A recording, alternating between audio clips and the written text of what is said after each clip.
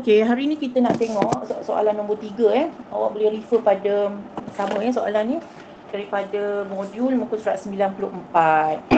Okey, kita dah belajar berapa jenis graf gerakan dalam bab ni. Ada berapa jenis graf? Siapa boleh bagi tahu?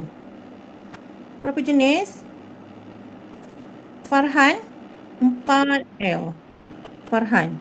Berapa jenis graf gerakan yang kita dah belajar ni? Dah habis dah bab ni.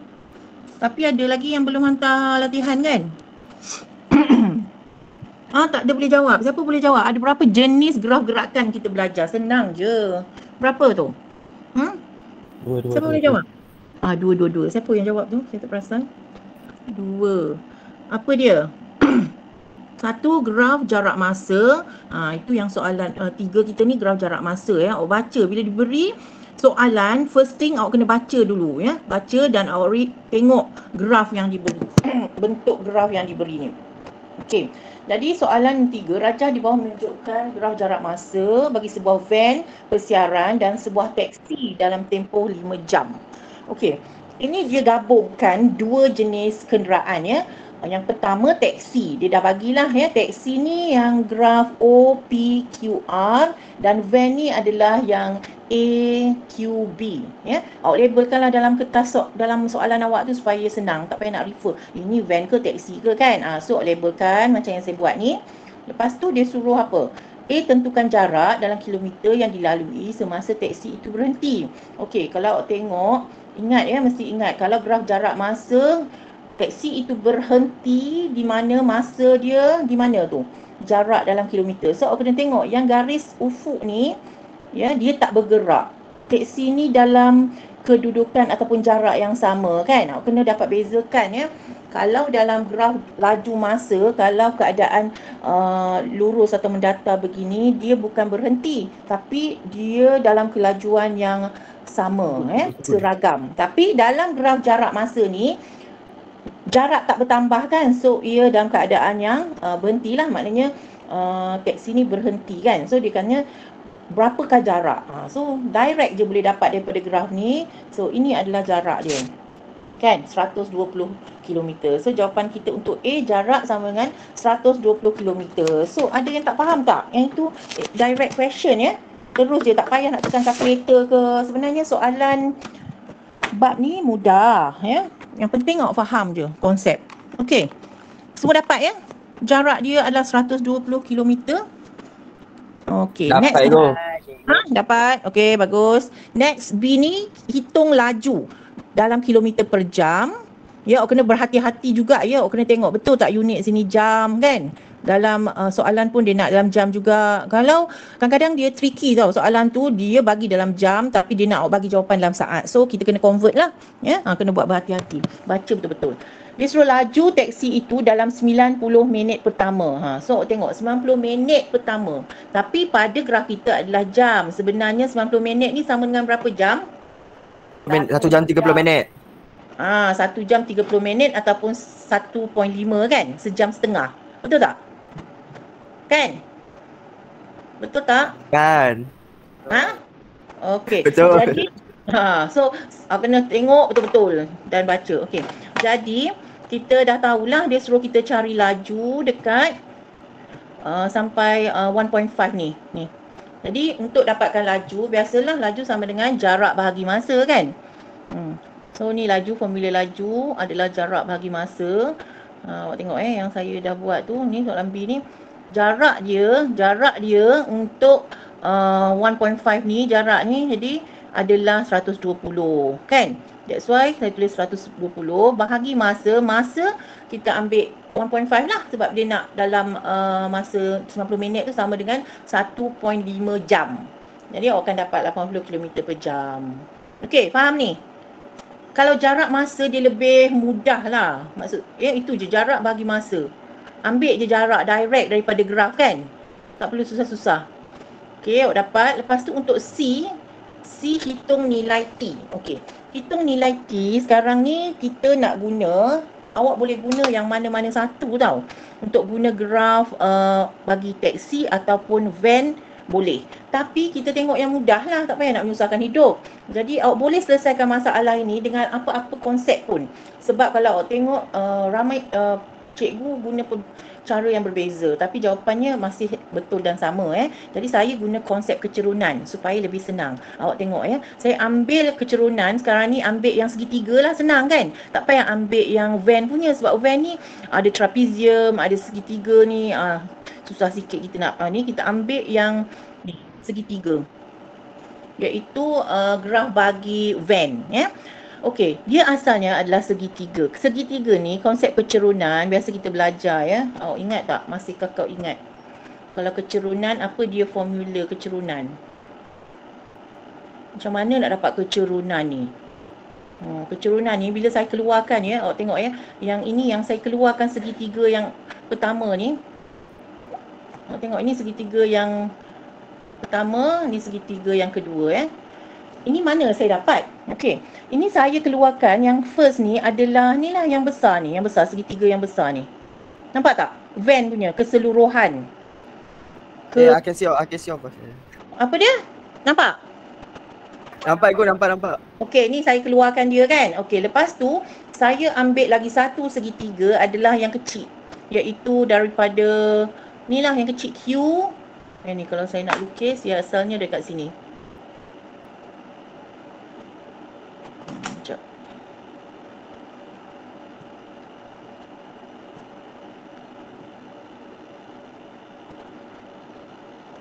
Segitiga dua ni adalah dari sini.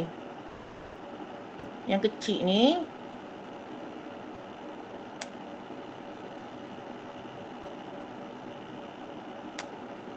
itu yang saya keluarkan kan. Itulah terhasilnya lagi satu segitiga, iaitu segitiga yang nombor 2. Kenapa saya buat begitu? Kita nak permudahkan sebenarnya, nak cari jalan yang paling pintas untuk dapatkan jawapan dia. Ini adalah segitiga nombor 2. Okey, kalau sebenarnya segitiga 2 dan 1 ni sebenarnya berada dalam ni satu garisan yang sama ni kan. Garisan condong dia ni. Ini M kan? Ni M, kecerunan kan? M, awak belajar kan?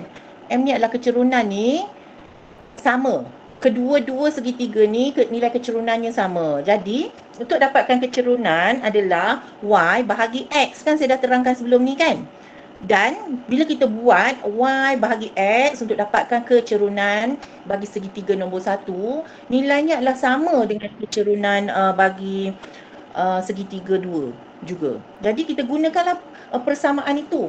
So saya dah buat kat sini 300 bahagi dengan 5, Y bahagi X Ni 300 bahagi 5. Ni awak dapat tak Ni 300 bahagi 5 sama dengan Y 120 bahagi T untuk segitiga 2.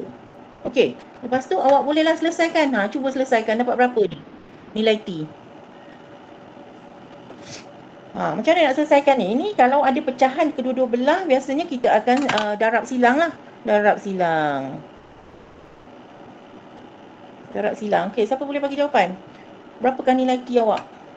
Ini awak tulis awak tulis dalam awak punya buku latihan. So, ni darab silang. Siapa boleh bagi jawapan? Apakah nilai T awak? Ni kalau ni awak kena tunjuk lah. Ini saya tak tunjuk sebab saya nak awak siapkan. Tapi kalau yang tak boleh nak buat ni sampai sini dah start, awak akan dapat ni darab silang, maksudnya T darab 300. Jadi 300 T sama dengan 5 darab 120. Kan? Okey, cari T. Jadi 300 bawalah ke kanan. Darab dia akan jadi bahagi 300. So dapat berapa? Kosong-kosong boleh cancel up. Yang ini potong, ni dapat 6. So 12 bahagi potong lagi, awak akan dapat berapa?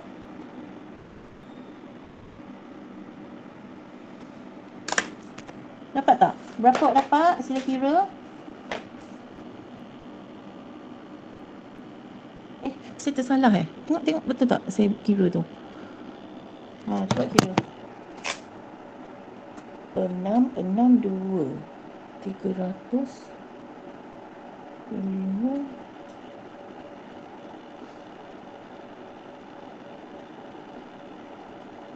Okey, dapat berapa jawapannya?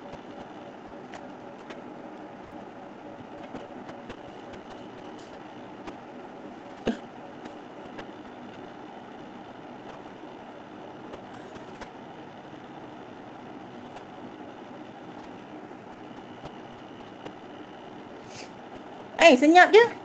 Bila awak kira macam ni. T2 cikgu. Okey, T2 bagus. Siapa tu suara dah serak-serak basah tu?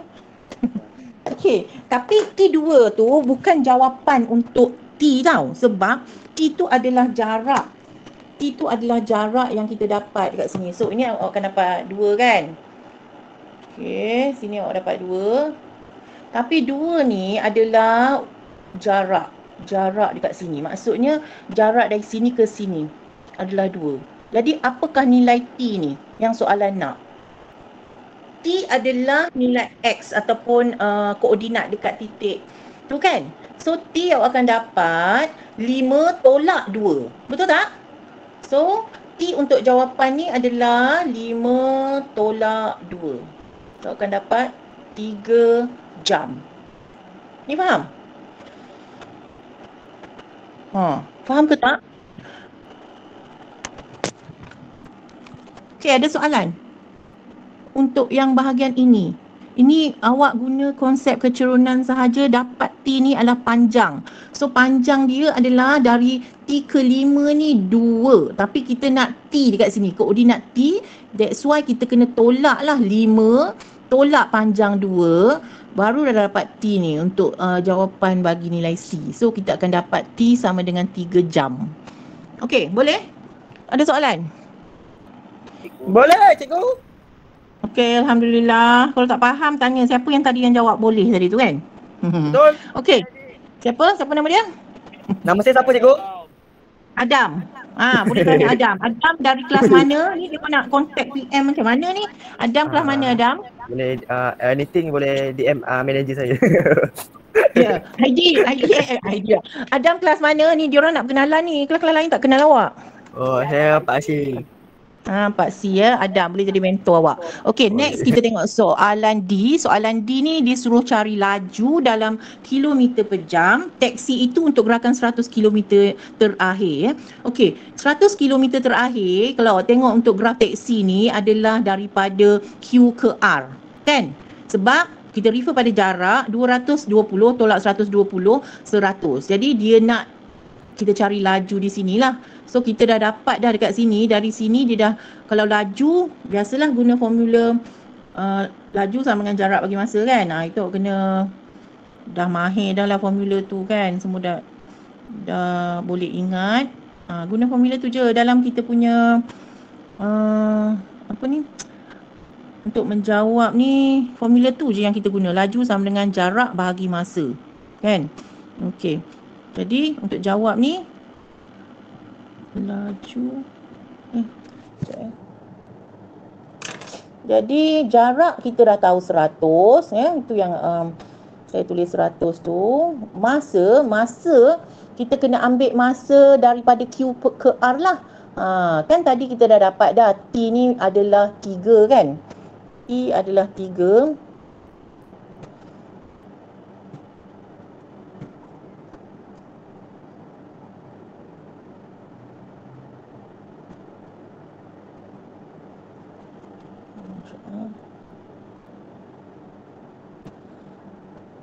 So T adalah 3, awak masukkanlah 3, tetapi untuk dapatkan masa dekat sini kita kena guna 5 tolak 3 ya.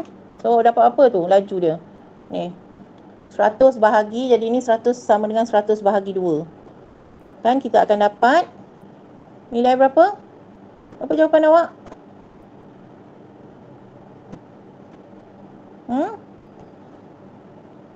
Siapa dia? Aishnur 4L 50 cikgu. Itu Aishnur ke? Suara lain je saya dengar.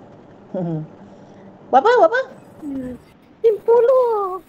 30? Cikgu 50 cikgu. 50 unit dia apa?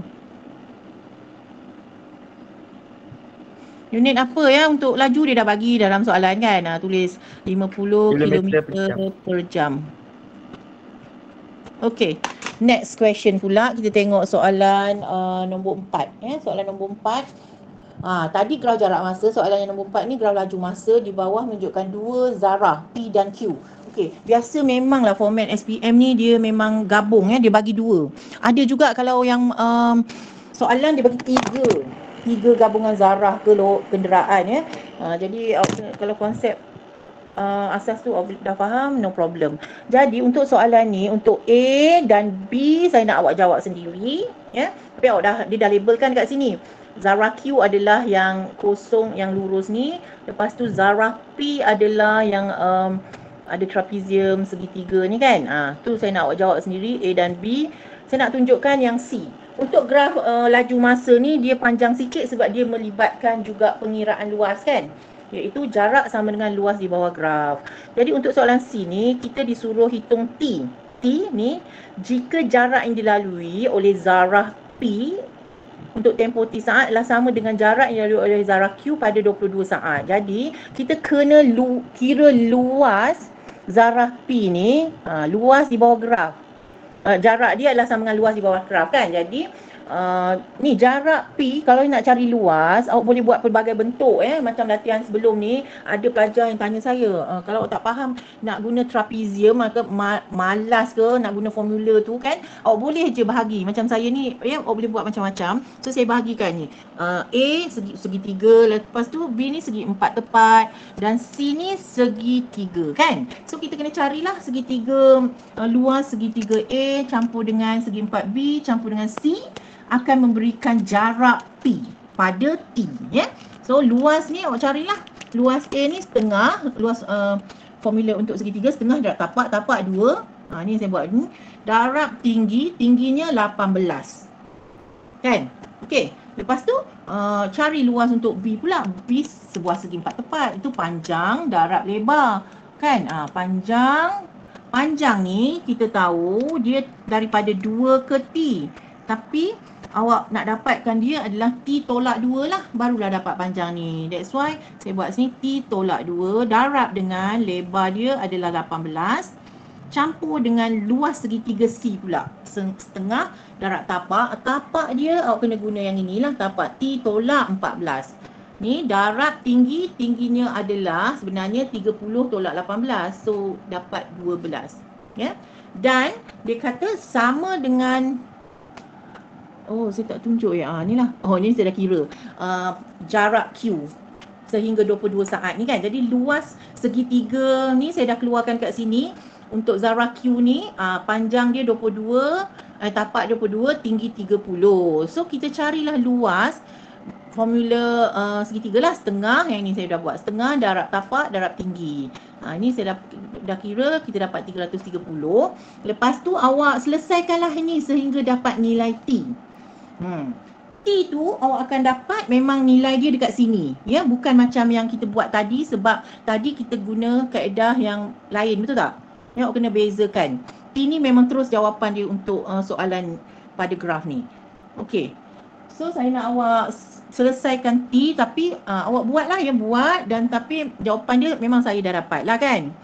Tapi saya nak ringkaskan masa kat sini dan awak selesaikanlah nanti. So dapatkan nilai T ni, T untuk yang ini. Lepas tu untuk soalan D, T ni kena betul dulu, dapat jawapan baru boleh jawab D. Tapi tak apalah sebab saya dah dapat jawapan, tapi awak double check dengan awak punya pengiraan lah.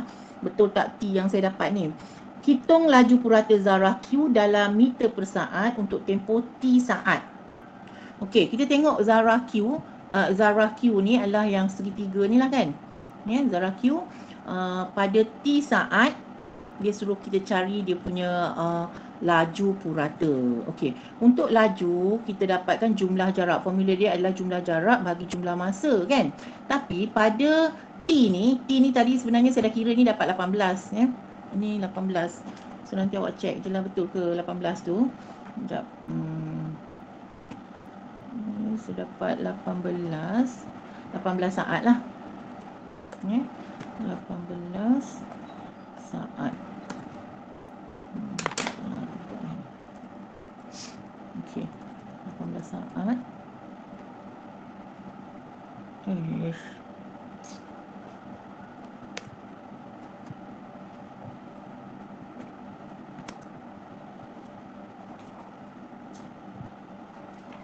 Laju purata dah terpadam jap. Sambil tu cuba okey dulu dapat.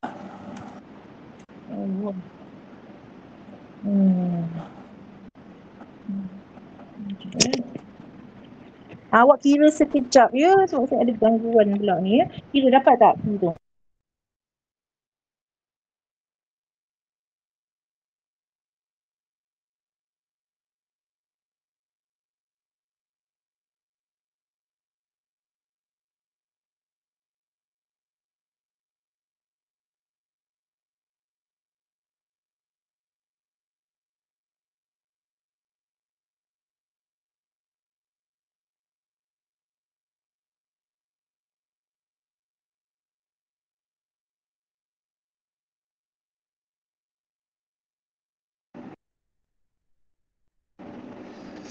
Okey, awak dah dapat tu kan, T sama dengan 18. Lepas tu untuk yang laju purata Zara Q ni jumlah jarak ni awak kena tengok balik tengok balik pada yang bahagian bahagian C tadi. Kalau kita tengok dekat dia dah cakap dah tadi bahawa jarak yang dilalui oleh Zara P untuk tempoh T ni adalah sama dengan jarak yang dilalui oleh Zara Q, kan?